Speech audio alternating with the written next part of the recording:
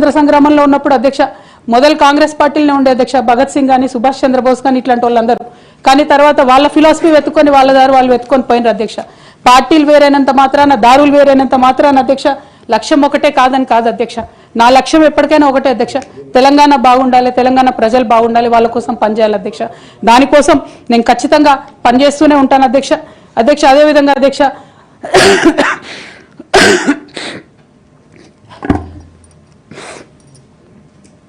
BRS party వైఫల్యాల్ని ఎండగడుతూ success అయినటువంటి Congress party అధ్యక్ష కంప్లీట్గా వాళ్ళు కూడా అన్ని అంశాలను ఇగ్నోర్ చేసినారు అధ్యక్ష.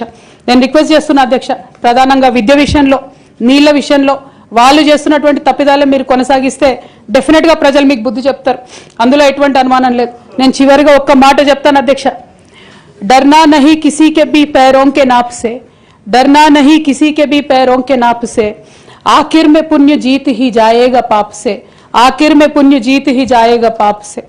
गीता में कृष्ण ने कहा अर्जुन से बस यही, गीता में कृष्ण ने कहा अर्जुन से बस यही, आखिर में पुण्य जीत ही जाएगा पाप से. అధ్యక్ష నేను నిజం పక్షాన ఉన్నాను అధ్యక్ష. అధ్యక్ష నేను నైతికత పక్షాన ఉన్నాను అధ్యక్ష. నేనేమి తప్పు చేయకుండా పార్టీలో కొంతమంది కక్షగట్టి మహిళా నాయకత్వం ఎదగకుండా పార్టీలో కొంతమంది కక్షగట్టి అధ్యక్ష ఎక్కడైతే ఉద్యమకారుల మాటలు కేసీఆర్ గారికి చేరుతాయో, ఎక్కడైతే సామాన్య కార్యకర్తల మాటలు కేసీఆర్ గారికి చేరుతాయో, ఎక్కడైతే పేదవాళ్ళ మాటలు కేసీఆర్ గారికి చేరుతాయి అనుకున్నారు అధ్యక్ష, వాళ్ళకు అడ్డు కూడా కట్టి ఇవాళ నన్ను పార్టీ బయట వేసినారు అధ్యక్ష. అటువంటి పార్టీలో నేను ఉండదలుచుకోలేదు అధ్యక్ష. కాకపోతే మీతో నేను రిక్వెస్ట్ చేస్తా ఉన్నా అధ్యక్ష, ఏ పొలిటికల్ పార్టీ అయినా అధ్యక్ష రాజ్యాంగాన్ని స్ఫూర్తిగా తీసుకొని పనిచేయాలి అధ్యక్ష.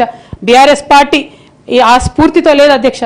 కాబట్టి నేను ఈ రాష్ట్రంలో మహిళలకు కొంత ఇన్స్పిరేషన్ ఇవ్వడానికి అధ్యక్ష, ప్రజలకు ఓవరాల్గా సేవ చేయడానికి అధ్యక్ష, ఇప్పుడు కాంగ్రెస్ పార్టీ చేస్తున్న విధానాలకు ప్రధాన ప్రతిపక్షం అధ్యక్ష ఇవాళ లేనేలేదు హౌస్లో, నిన్న మొన్న అసెంబ్లీ నడిచింది అక్కడ లేనేలేదు అధ్యక్ష.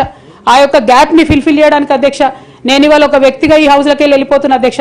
కానీ నేను ఒక శక్తిగా ఫ్యూచర్లో చట్టసభలకు తిరిగి వస్తా అధ్యక్ష. డెఫినెట్గా ఒక పొలిటికల్ సిస్టమ్ని క్రియేట్ చేస్తా అధ్యక్ష ఈ స్టేట్లో, చేసి ఖచ్చితంగా ఒక శక్తిగా నేను తిరిగి వస్తాను అధ్యక్ష. మీ అందరి యొక్క ఆశీర్వాదంతో ఈ హౌస్లో ఈ 4-5 ఇయర్స్లో మీతో ఉన్న అనుబంధంతో నేను చెప్తా ఉన్నా అధ్యక్ష, మీరు చాలా అవకాశాలు ఇచ్చారు అధ్యక్ష, చాలాసార్లు మాట్లాడే అవకాశాలు ఇచ్చారు, అనేక సమస్యల మీద పోరాటం చేసే అవకాశం ఇచ్చారు, మీకు ధన్యవాదాలు తెలియజేస్తాను అధ్యక్ష. కాకపోతే తెలంగాణ డెవలప్మెంట్ కోసం ఇప్పుడున్న పార్టీ కూడా అంతే కమిటెడ్తో పనిచేయాలని చెప్పి డిమాండ్ చేస్తూ ఆ అన్ని అంశాలను టేకప్ చేసి మేము పనిచేస్తామని మీకు తెలియజేస్తూ మీ దగ్గర సెలవు తీసుకుంటున్నాను అధ్యక్ష. Thank you. జై తెలంగాణ.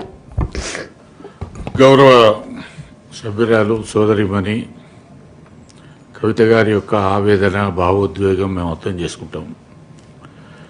భావోద్వేగాల మధ్య రాజీనామా చేయడం అంత సమంజసం కాదనేటువంటి ఉద్దేశంతోనే ఆ రోజు అదే చెప్పాను, ఈరోజు కూడా అదే చెప్తున్నాను. మీరు ఆలోచన చేయండి, పునరాలోచన చేయండి. భవిష్యత్తు అనేటువంటిది ఎట్లా ఉంటుంది అనేది కాలమే నిర్ణయిస్తుంది.